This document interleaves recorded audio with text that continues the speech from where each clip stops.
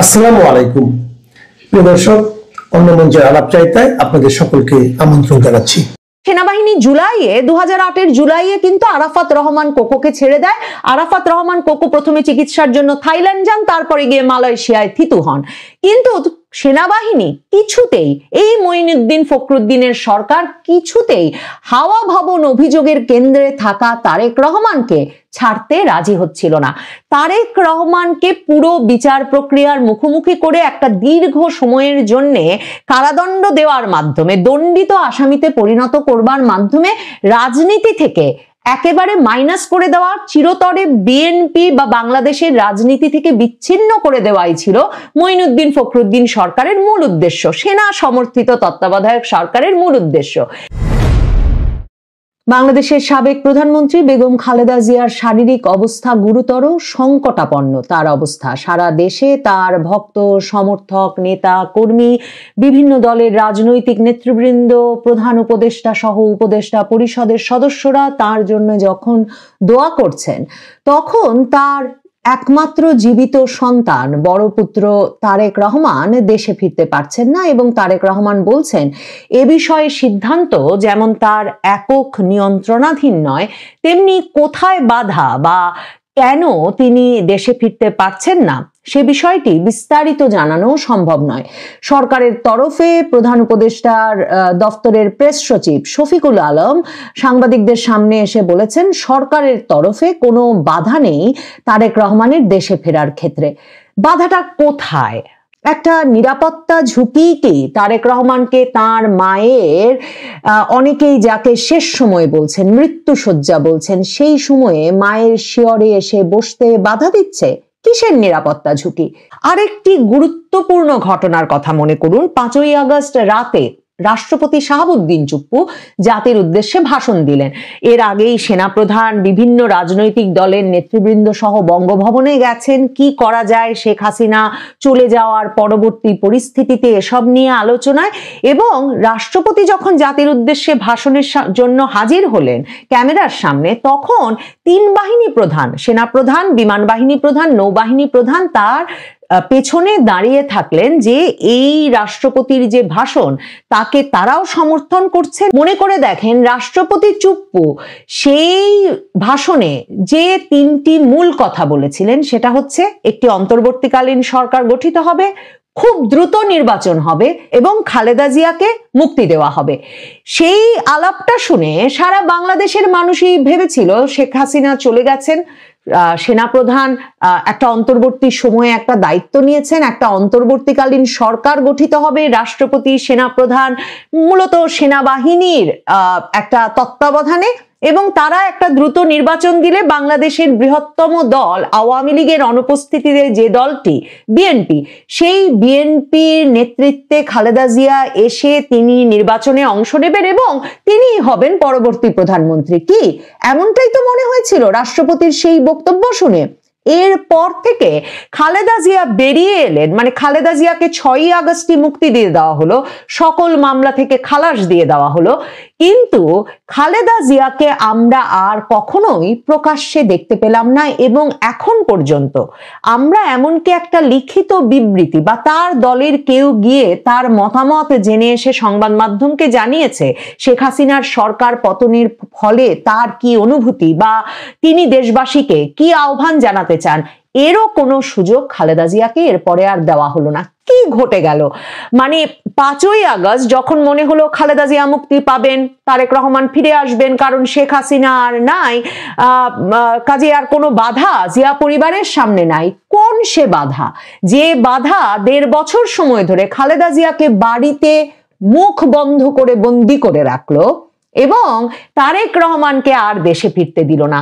1/11 সরকার যখন এলো জানুয়ারি মাসে, 11ই জানুয়ারি যখন সেনা সমর্থিত তত্ত্বাবধায়ক সরকারটি গঠিত হলো, সেই সরকার যখন মার্চ মাসে তারেক রহমানকে গ্রেফতার করলো, সেই সরকার তারেক রহমানকে এরপর বাংলাদেশের রাজনৈতিক সংস্কার, বাংলাদেশের রাজনীতিকে দুর্নীতিমুক্ত করা এবং বাংলাদেশের রাজনীতিতে যে কোনো পরিবার, কোনো ক্ষমতাসীন ব্যক্তি সকল বিচারের ঊর্ধ্বে নয় সেটা প্রমাণের কেন্দ্রে নিয়ে এলো এই তারেক রহমান, এই প্রধানমন্ত্রী পুত্র সাবেক রাষ্ট্রপতি পুত্র তারেক রহমানকে। সংস্কারবাদীদের মধ্যে ক্রমাগতভাবে এই একটা আওয়াজ ছিল যে হাওয়া ভবনে যিনি একটা বিকল্প সরকার পরিচালনা করছিলেন, তার মা 2001 সালে ক্ষমতায় এসে তাকে সিনিয়র যুগ্ম মহাসচিব পদ দেওয়ার পর থেকে সেই তারেক রহমানকে গ্রেফতার করতে না পারলে আসলে এই সরকার যে একটা দুর্নীতিমুক্ত রাজনীতি প্রতিষ্ঠার জন্য প্রতিষ্ঠিত হয়েছে তা প্রমাণ হবে না। মার্চে তারেক রহমান গ্রেফতার হলেন এবং এরপর তাকে বিভিন্ন সময়ে রিমান্ডে নেওয়া হতে থাকলো এবং যে পরিস্থিতিতে এক একবার তারেক রহমান আদালতে হাজির হতে থাকলেন, যে ক্রমাগতভাবে প্রথমে তাকে জড়সড় অবস্থায় হেলমেট পরা, বুলেট প্রুফ জ্যাকেট পরা অবস্থায় দেখা গেল, এরপর দেখা গেল তিনি আর চলে ফিরে আদালত পর্যন্ত যেতে পারছেন না, তাকে হুইল চেয়ারে ঠেলে আনতে হচ্ছে। এরপর দেখা গেল হুইল চেয়ারে তারেক রহমান, আরো 17 বছর আগের কথা বলছি, তারেক রহমান একরকমের নির্জীব নিস্তেজ হয়ে পড়ে আদালতে হাজিরা দেওয়া শুরু করলেন। এরপর 2008 সালের জানুয়ারি মাসে ভারতের সংবাদপত্র ইন্ডিয়ান এক্সপ্রেস তারেক রহমানের বরাত দিয়ে এই খবর প্রকাশ করলো যে তারেক রহমান বলছেন যে তাকে ক্রমাগতভাবে হেফাজতে নিয়ে, এবং হেফাজত মানে কার হেফাজত, তখন তিনি সেনা হেফাজতে আছেন, এবং সেনাবাহিনীর সেই হেফাজতে নিয়ে তারেক রহমান বললেন যে তাকে রিমান্ডের সময় তাকে 24 ঘন্টার মধ্যে 18 ঘন্টায় হাত ও চোখ বেঁধে রাখা হচ্ছিল, এবং তার বরাত দিয়ে ইন্ডিয়ান এক্সপ্রেস লিখলো যে আমাকে বেঁধে রুমের ছাদের সাথে ঝুলিয়ে আবার ফেলে দেওয়া হয় এবং শারীরিকভাবে নির্যাতন করা হয়। এই পরিস্থিতিতে ওই ভয়াবহ নির্যাতনে তারেক রহমানের মেরুদণ্ডের হাড়গুলো ভেঙে যাওয়া শুরু করলো এবং সে কারণে তিনি আর উঠে দাঁড়াতে পারছিলেন না। 2008 সালের জানুয়ারি থেকে এই খবর যখন প্রকাশ্য হয়ে পড়লো, খালেদা জিয়া তো তিনিও তখন কারাদণ্ডে দণ্ডিত। খালেদা জিয়া এবং তার ছোট পুত্র আরাফাত রহমান কোকোকে আবার সেনা সমর্থিত তত্ত্বাবধায়ক সরকার তারেক রহমানের 6 মাস পর 2007 সালের সেপ্টেম্বরে গ্রেফতার করে নিল। তো খালেদা জিয়ার তখন মূল যে দর কষাকষির বিষয়বস্তুতে পরিণত হলো সেনা সমর্থিত তত্ত্বাবধায়ক সরকারের সঙ্গে এই বিষয়টি যে তার 2 ছেলেকে মুক্ত করে বিদেশ যেতে দিতে হবে, এবং খালেদা জিয়ার অত্যন্ত ঘনিষ্ঠ খালেদা জিয়া সরকারের আইনমন্ত্রী মওদুদ আহমেদ, তিনি কারাগারে কেমন ছিলাম এই বইয়ে এই পুরো বিষয়টা নথিবদ্ধ করেছেন। তিনি বলেছেন যে 2008 সালে তার যখন নাইকো মামলার শুনানিতে বিভিন্ন সময় খালেদা জিয়ার সঙ্গে দেখা হতো, খালেদা জিয়া তাকে বলতেন যে তিনি যাতে 2008 সালের শেষে নির্বাচনে যোগ দিতে, এই সেনা সমর্থিত তত্ত্বাবধায়ক সরকারের অধীনে নির্বাচনে যোগ দিতে রাজি হন, সেজন্য রাত বিরাতে সেনা কর্মকর্তারা সাব জেলে তার সঙ্গে আলাপ করতে আসছেন, মানে তার উপর চাপ সৃষ্টি করতে আসছেন, এবং খালেদা জিয়া তখন মওদুদ আহমেদকে বলে দেন যে তিনি কিছুতেই তার 2 ছেলেকে যদি এই সেনাবাহিনী মুক্তি না দেয় এবং মুক্তি দিয়ে বিদেশ যাওয়ার ব্যবস্থা না করে দেয়, তিনি কিছুতেই নির্বাচনে অংশ নেবেন না। মওদুদ আহমেদ তার কারাগারে কেমন ছিলাম বইয়ে স্পষ্ট করে লিখেছেন যে সেনাবাহিনী শুধুমাত্র তার উপর চাপ সৃষ্টি করতে, কারণ সেনাবাহিনী 2008 জুলাইয়ে কিন্তু আরাফাত রহমান কোকোকে ছেড়ে দেয়। আরাফাত রহমান কোকো প্রথমে চিকিৎসার জন্য থাইল্যান্ড যান, তারপরে গিয়ে মালয়েশিয়ায় থিতু হন, কিন্তু সেনাবাহিনী কিছুতেই, এই মঈনুদ্দিন ফখরুদ্দিনের সরকার কিছুতেই হাওয়া ভবন অভিযোগের কেন্দ্রে থাকা তারেক রহমানকে ছাড়তে রাজি হচ্ছিল না। তারেক রহমানকে পুরো বিচার প্রক্রিয়ার মুখোমুখি করে একটা দীর্ঘ সময়ের জন্য কারাদণ্ড দেওয়ার মাধ্যমে, দণ্ডিত আসামিতে পরিণত করবার মাধ্যমে রাজনীতি থেকে একেবারে মাইনাস করে দেওয়া, চিরতরে বিএনপি বা বাংলাদেশের রাজনীতি থেকে বিচ্ছিন্ন করে দেওয়াই ছিল মঈনুদ্দিন ফখরুদ্দিন সরকারের মূল উদ্দেশ্য, সেনা সমর্থিত তত্ত্বাবধায়ক সরকারের মূল উদ্দেশ্য। তখনকার ডিজিএফআই এর উচ্চপদস্থ কর্মকর্তা ব্রিগেডিয়ার এটিএম আমিন, বিএনপির তখনকার মহাসচিব খন্দকার দেলোয়ার হোসেন এবং আলী আহসান মোহাম্মদ মুজাহিদ, জামায়াতে ইসলামীর নেতা, এরা 3 জন মিলে কারাগারে গিয়ে শেষ পর্যন্ত 2008 সালের 28শে আগস্ট খালেদা জিয়ার সঙ্গে এই চুক্তিতে পৌঁছন যে খালেদা জিয়া নির্বাচনে অংশ নেবেন আর তারেক রহমান দীর্ঘ সময় আর রাজনীতি করবেন না সেই প্রতিশ্রুতি দিয়ে তিনি দেশত্যাগের সুযোগ পাবেন এবং তারপর তারেক রহমান দেশত্যাগের সুযোগ পান সেপ্টেম্বর মাসে। মওদুদ আহমেদ লিখেছেন কারাগারে কেমন ছিলাম বইতে যে এমনও হতে পারে যে খালেদা জিয়া জেনারেলদের সাথে এই সমঝোতা করেছিলেন যে তারেক রহমান আপাতত নিজেকে রাজনীতিতে জড়াবেন না এবং এই মর্মে তারেক রহমান কোনো সম্মতিপত্রে স্বাক্ষরও দিয়ে থাকতে পারেন। এখন ওয়াকারুজ্জামান যে তারেক রহমানের যথেষ্ট নিরাপত্তার ব্যবস্থা তার সেনাবাহিনী করবে বাংলাদেশে তিনি এলে, এই কথাটা যে কখনো মুখ দিয়ে উচ্চারণ করছেন না। এমন একটা ভয়াবহ সংকটকালীন সময়েও যে তিনি এগিয়ে এসে বলছেন না যে তারেক রহমান আপনি নিরাপত্তার ঝুঁকি নিয়ে ভাববেন না, আমরা আছি আপনার পাশে। এই বিষয়গুলো নিয়ে যে বিস্ময়, সে বিস্ময় কেটে যাবে যখন আপনি হিসাব মেলাবেন যে তারেক রহমান তো এই ওয়াকারের বাহিনী, সেনাবাহিনীর জেনারেলদের কাছে মুচলেকা দিয়েই দেশত্যাগ করেছিলেন যে তিনি আপাতত আর রাজনীতিতে জড়াবেন না। এখন কতদিন তার সেই রাজনীতিতে না জড়ানোর সময়সীমা, সে বিষয়ে নানাজন নানা কথা বলেন। কেউ বলেছেন 3 বছর, কেউ বলেছেন যে খালেদা জিয়া নিজেই তো গণমাধ্যমকে বলেছিলেন যে সুস্থ না হয়ে ওঠা পর্যন্ত তারেক রহমান রাজনীতির বাইরে থাকবেন। এখন এই তার সুস্থতার সার্টিফিকেটটাও তো যাদের কাছে তিনি মুচলেকা দিয়েছেন তাদের কাছ থেকেই তাকে পেতে হবে। দেখেন সেনাপ্রধান ওয়াকারুজ্জামান বা সেনাবাহিনী কিভাবে জিয়া পরিবারকে আষ্টে পৃষ্ঠে বেঁধে রেখেছে তার প্রমাণ যে এবার যখন খালেদা জিয়া মুক্তি পেলেন 6ই আগস্টের পর থেকে, তারপর তিনি নিষ্প্রাণ নির্জীব হয়ে পড়ে আছেন।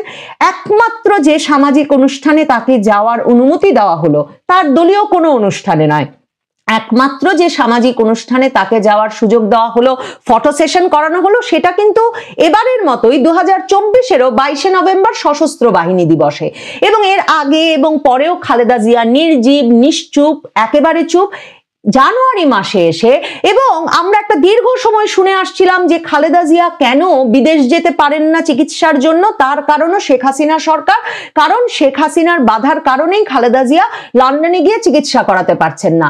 অথচ এর আগস্টে শেখ হাসিনার পতনের পরেও দীর্ঘ সময় চলে গেল, খালেদা জিয়ার বিদেশ যাওয়া বিষয়েও কোনো উদ্যোগের কথা শোনা গেল না। জানুয়ারির 2 তারিখে সেনাপ্রধান সস্ত্রীক খালেদা জিয়ার সঙ্গে সাক্ষাৎ করতে গেলেন।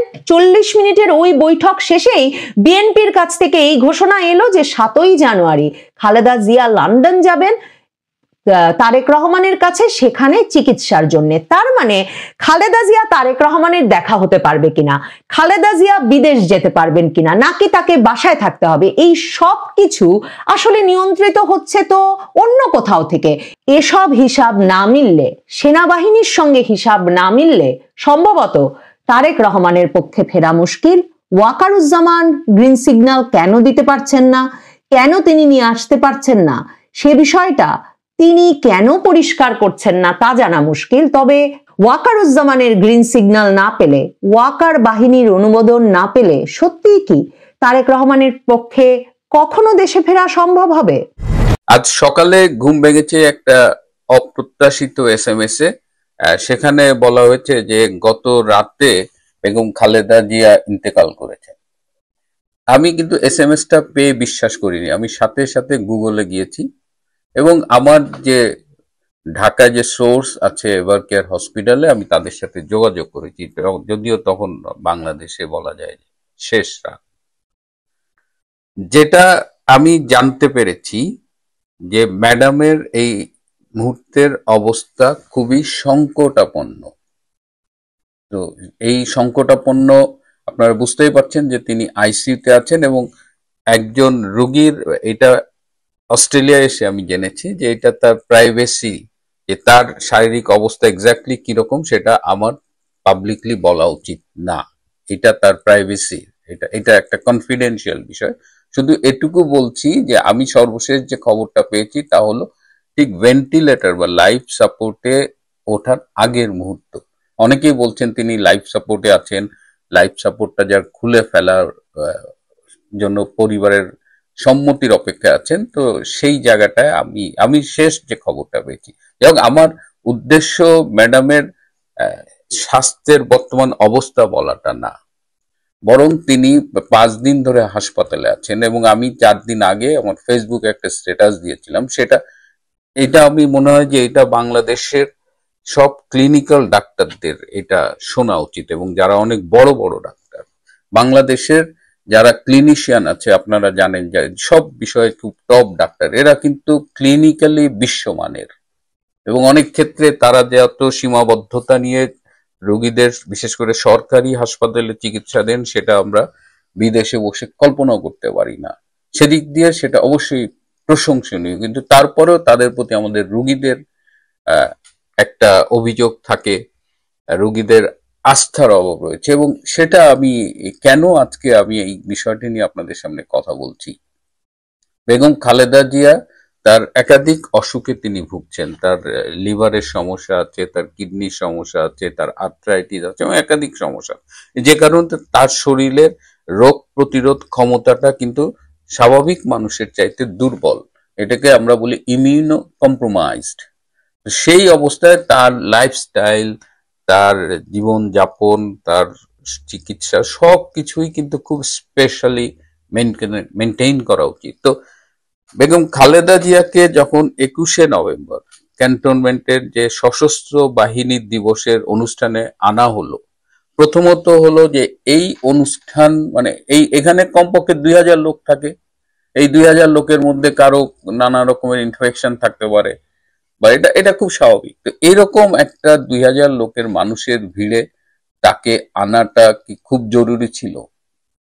আমি ধরে নিলাম যে হ্যাঁ, তিনি একটা রাজনৈতিক ব্যক্তিত্ব, দেশে একটা পরিবর্তিত রাজনৈতিক সিচুয়েশন আছে, তাকে আনতে হবে। তাহলে তার মেডিকেল টিমের কি এটা দায়িত্ব ছিল না যে তাকে এই জনসমাবেশে আনার জন্য কিভাবে নিরাপদ রাখা যায়? আমি এর আগেও ছবিতে দেখিয়েছি বা ফেসবুকে একটা ছবি দিয়েছিলাম যে দেখেন, তিনি যে মাস্কটা ব্যবহার করছেন সেই মাস্কটা যেটা সম্পূর্ণ মুখ ঢেকে রাখার কথা সেটা থুতনির নিচে। তাহলে তো এই মাস্ক তো ফ্যাশন করার বিষয় না, মাস্ক তো it has some health benefit, না, এটার একটা হেলথ ইমপ্লিকেশনস আছে। তো আপনি এই মাস্কটা দিয়ে তার এই মুখ নাক এগুলো ঢেকে রাখবেন যাতে এই পথে কোনো সংক্রমণ না ঢুকতে পারে, কোনো ব্যাকটেরিয়া বা কোনো ক্ষতিকর জীবাণু শরীরে প্রবেশ না করতে পারে, কিন্তু তার মুখটা ওপেন করা আছে। এবং ম্যাডাম যে মাস্কটা নামিয়ে রেখেছে, মেডিকেল টিম কি তাকে বলেছিল যে এই মাস্কটা নামানো যাবে না বা এটা মেনটেইন করতে হবে? দ্বিতীয়ত হলো যে আপনারা কোভিডও দেখেছেন যে যাদের এই অবস্থায় ম্যাডামের মতো যে ইমিউনো কম্প্রোমাইজড অবস্থা, তাদের তো কাছাকাছি মানুষের আসতে দেওয়ার কথা না, অ্যাটলিস্ট 1 মিটার দূরত্ব তো মেনটেন করার কথা। অথচ আমরা দেখেছি যে ম্যাডামের কাছে আসার একটা মানুষের মধ্যে একটা প্রবণতা, সবাই আসছে, সবাই কুশল বিনিময় করছে, সবাই তাকে মুখ দেখাচ্ছে। ইভেন ডক্টর ইউনূস তার সাথে যে পাশাপাশি বসেছে, ডক্টর ইউনূস 86 ইয়ার্স ওল্ড, তারও শরীরে অনেক অসুখ বিসুখ আছে, কিন্তু তাকে ঠিকঠাক রাখা হয়। কিন্তু এই যে তাকে ঝুঁকির মুখে ফেলে দেওয়া হলো,